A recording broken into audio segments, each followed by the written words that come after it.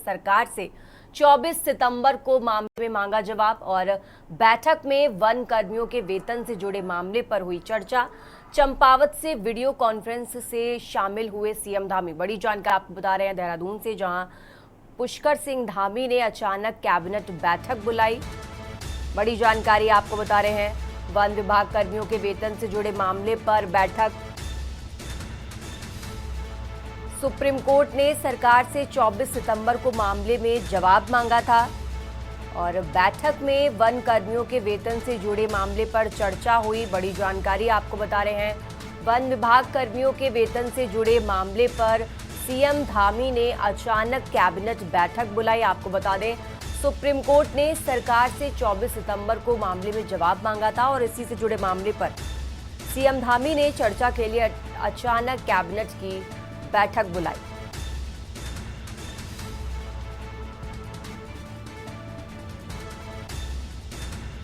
बड़ी जानकारी आपको बता रहे हैं, सीएम धामी ने अचानक कैबिनेट की बैठक बुलाई। वन विभाग कर्मियों के वेतन से जुड़े मामले पर इस बैठक में चर्चा हुई। आपको बता दें, सुप्रीम कोर्ट ने सरकार से 24 सितंबर को मामले में जवाब मांगा है और इसी मामले को लेकर चर्चा के लिए सीएम धामी ने अचानक बैठक बुलाई।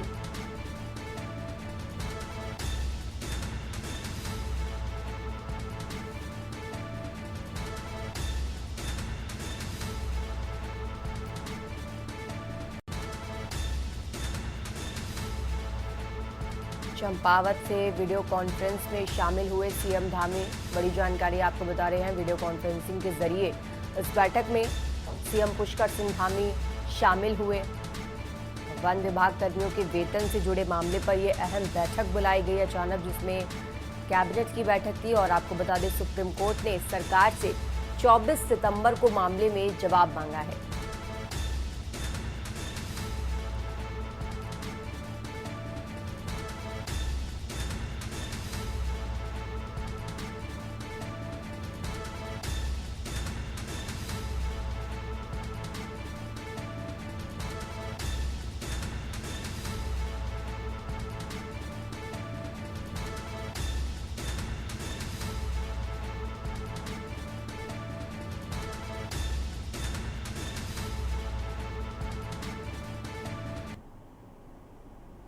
तो करते हैं अगली खबर का, और अब खबर आपको रुद्रप्रयाग से बता रहे हैं। रुद्रप्रयाग से बड़ी जानकारी आपको बता रहे हैं, जहां केदारनाथ धाम पैदल मार्ग क्षतिग्रस्त।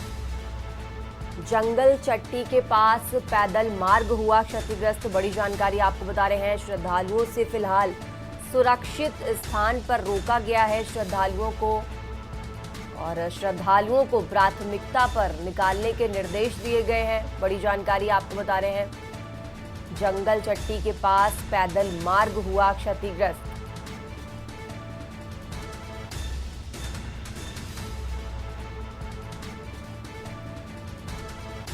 श्रद्धालुओं को प्राथमिकता पर निकालने के निर्देश दिए गए हैं प्रशासन की तरफ से, और मार्ग का अस्थायी वैकल्पिक मार्ग किया जा रहा तैयार।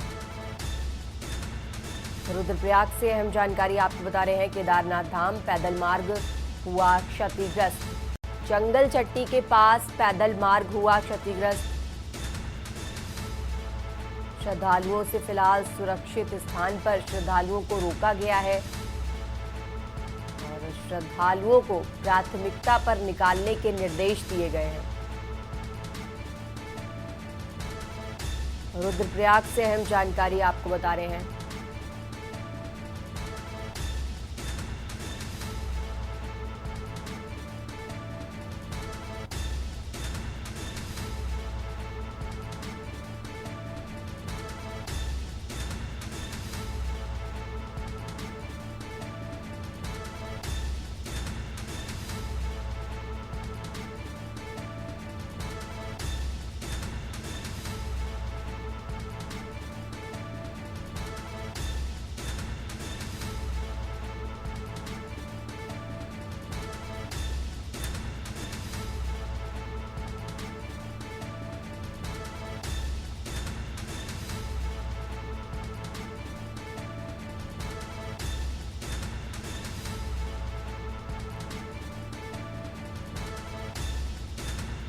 रुद्रप्रयाग से अहम जानकारी आपको बता रहे हैं। श्रद्धालुओं को प्राथमिकता पर निकालने के निर्देश दिए गए हैं और मार्ग का अस्थायी वैकल्पिक मार्ग तैयार किया जा रहा है, जिसके जरिए श्रद्धालुओं को बाहर निकाला जा सके। केदारनाथ धाम पैदल मार्ग क्षतिग्रस्त हुआ है और जंगल चट्टी के पास पैदल मार्ग क्षतिग्रस्त हुआ।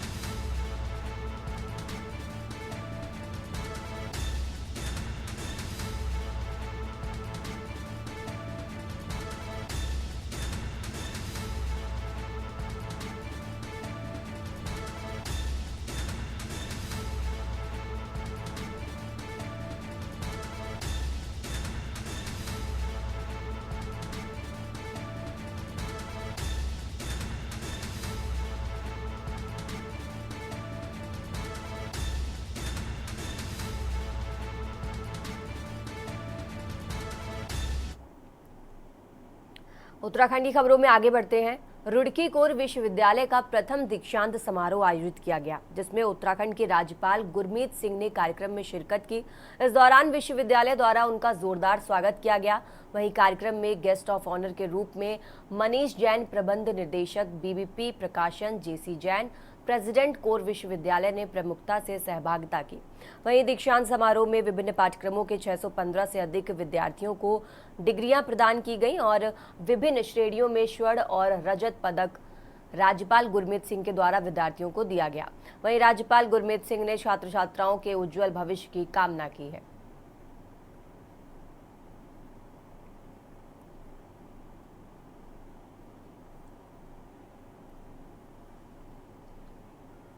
बहुत सौभाग्य का दिवस है कि आज रुड़की स्थित कोर विश्वविद्यालय ने अपना पहला दीक्षांत समारोह बनाया है। आज सचमुच ऐसा लग रहा था जैसे एक त्योहार हो, पर्व हो, और अत्यंत गर्व था अपने हर एक स्टूडेंट्स को देखकर।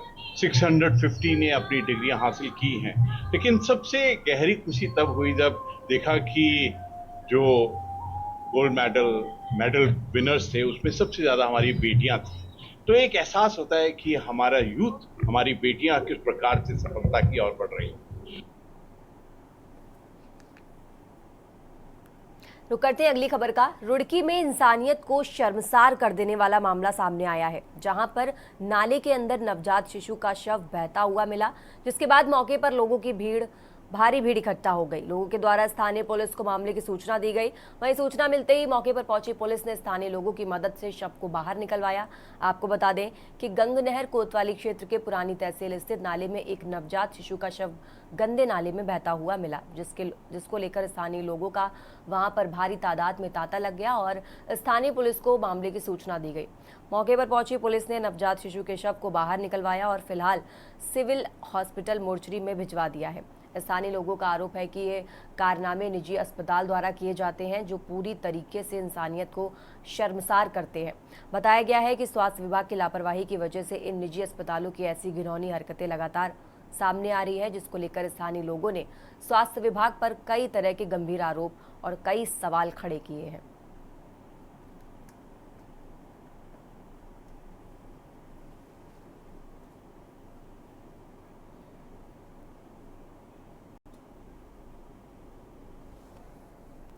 ये जो भी इस काम कर रहा है उन्हीं के सबके लिए कानूनी कार्रवाई होनी चाहिए, क्योंकि ऐसा काम नहीं होना चाहिए।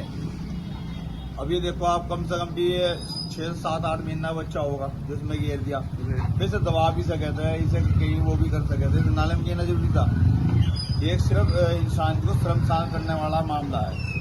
जब भी इन पर कार्रवाई होगी, जब ये काम बंद हो जाएंगे, कि प्रशासन तो कोई कार्रवाई करता नहीं। बड़े हॉस्पिटल डरता है इस काम करने को, छोटे वाले बिल्कुल नहीं डरते। मैं सुबह इधर टहल रहा था तो देखा मैंने, ये अब से 4-5 साल पहले भी ये घटना होती थी यहाँ पर, लेकिन अब ये जो है घटना दोबारा स्टार्ट हो गई है, क्योंकि अब यहाँ पर मकान बन चुके हैं। पहले यहाँ पर कुछ कूड़े के ढेर थे, उनपे 1-2 बार बच्चे मिले हैं, फिर अब इन्होंने नाले में डालने स्टार्ट कर दिए हैं।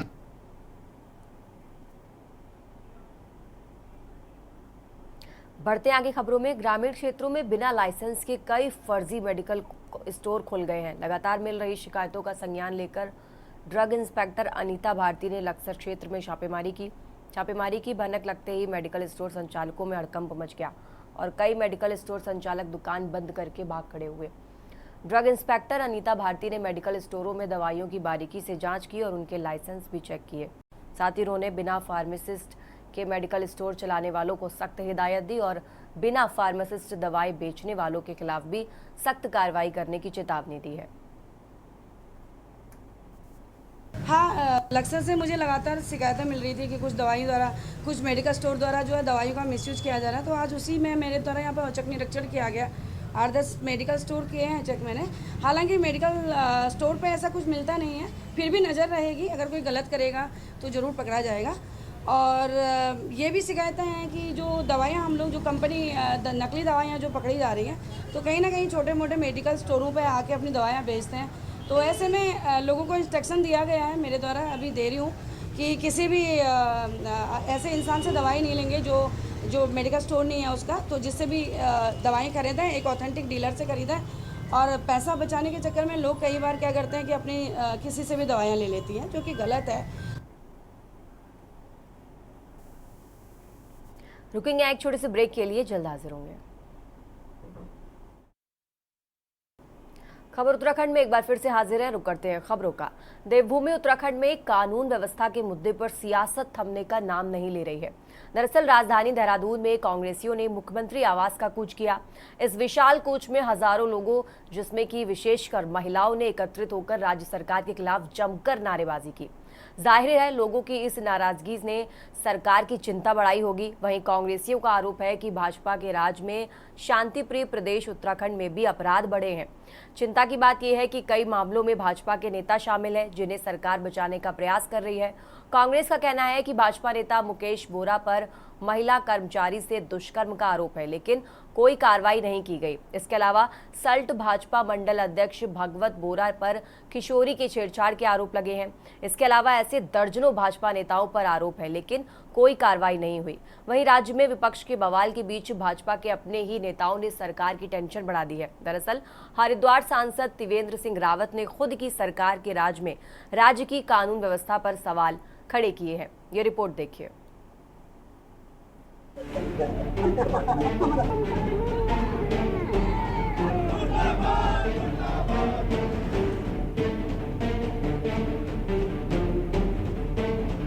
उत्तराखंड में कानून व्यवस्था पर सियासी पारा गरमाया हुआ है। कांग्रेस ने रांची बदहाल कानून व्यवस्था के विरोध में मुख्यमंत्री आवास का कूच किया। कांग्रेस का आरोप है कि भाजपा के राज में महिला अपराधों की संख्या बढ़ी है। भाजपा के राज में शांतिप्रिय प्रदेश उत्तराखंड में भी अपराध बढ़े हैं। चिंता की बात यह है कि कई मामलों में भाजपा के नेता शामिल हैं, जिन्हें सरकार बचाने का प्रयास कर रही है। कांग्रेस का कहना है कि भाजपा नेता मुकेश बोरा पर महिला कर्मचारी से दुष्कर्म का आरोप है, लेकिन कोई कार्रवाई नहीं की गई। इसके अलावा सल्ट भाजपा मंडल अध्यक्ष भगवत बोरा पर किशोरी से छेड़छाड़ के आरोप लगे हैं। इसके अलावा ऐसे दर्जनों भाजपा नेताओं पर आरोप है, लेकिन कोई कार्रवाई नहीं हुई। वहीं भाजपा का आरोप है कि कांग्रेस राजनीतिक लाभ के लिए प्रदर्शन कर रही है। देखिए, हम लोग ये बोलते हैं कि भाजपा लगातार बेटी बचाओ बेटी पढ़ाओ का नारा देती है। देवभूमि उत्तराखंड है और देवभूमि उत्तराखंड हम लोगों ने महिलाओं के बलिदान से, आंदोलन से बनाया है।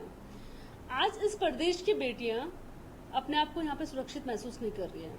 लगातार गैंग रेप केस इस प्रदेश में हो रहे हैं और हिमालयी राज्यों में, हिमालयी जो 9 राज्य हैं उनमें पहला नंबर इस वक्त महिला अत्याचार, महिला बलात्कार पे उत्तराखंड है। ये हमारे लिए शर्मिंदा होने वाली बात है। और कहीं ना कहीं उन बलात्कारों में, चाहे चंपावत हो, चाहे सल्ट हो, चाहे लाल कुआं की घटना हो, चाहे हरिद्वार की घटना हो, चाहे अंकिता भंडारी की घटना हो, इनमें भाजपा के लोग सम्मिलित थे। कि जब सरकारों में सरकार के लोगों को लॉ एंड ऑर्डर से बढ़कर तवज्जो दी जाती है। आज जो प्रशासन है, प्रशासन के लोग, शासन प्रशासन के लोग भाजपा के नेताओं को इतना ज्यादा जो है वेटेज दे रहे हैं हर बात पर। वो प्रशासनिक काम न कर सरकार की कठपुतली बनकर नाच रहे हैं। वाहनों के दबाव और जाम की समस्या को कम करने की कोशिश की जा रही है। जल्द यातायात के साथ ही पार्किंग की समस्या का भी निदान हो जाएगा।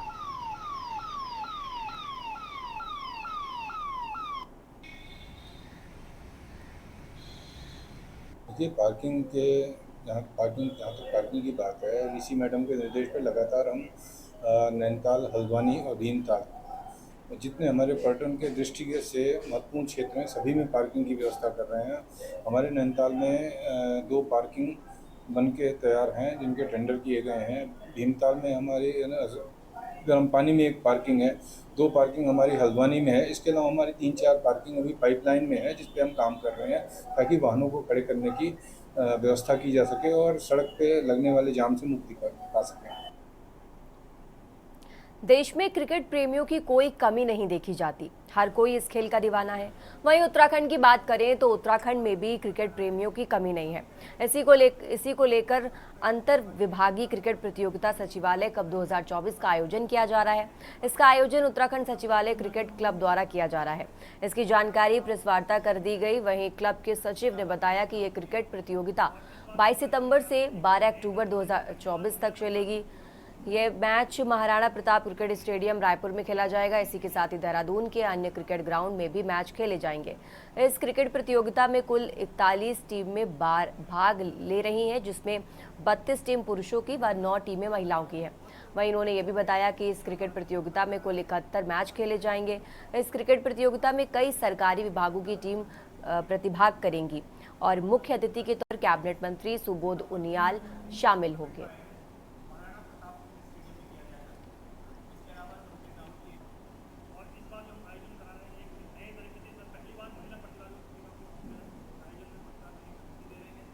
मैं आपको सभी को बधाई देता हूं इस भव्य और दिव्य आयोजन के लिए।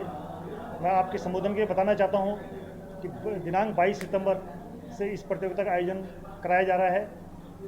इस प्रतियोगिता का आयोजन Maharana Pratap Sports College ground, Smith cricket ground, मामस क्रिकेट एकेडमी और दून डिफेंस क्रिकेट एकेडमी कोमाला में किया जा रहा है, जिसमें 40 match Maharana Pratap Sports College में, 16 मैच स्मिथ क्रिकेट ग्राउंड में, 6 मैच मामस क्रिकेट एकेडमी में और 9 मैच कोमाला क्रिकेट एकेडमी में किए जाएंगे। टोटल 71 मैच इस प्रतियोगिता में होंगे।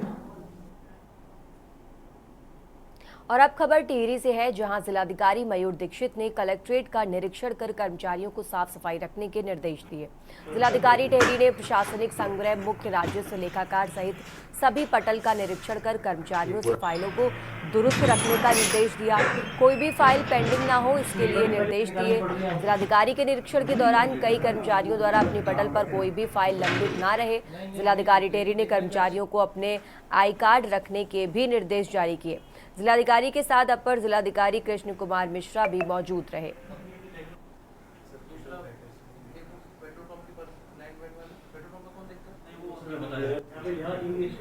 पटलों का विस्तृत निरीक्षण किया गया है और इसमें कुछ पटलों में कमियां भी पाई गई हैं, जैसे कि कई जगह कुछ पेंडेंसीज मिली हैं, फाइलों का रखरखाव कई जगह पे ठीक नहीं मिला है और साथ ही नंबरिंग, उसका जो इंडेक्सेशन है वो भी कई जगह इम्प्रॉपर है।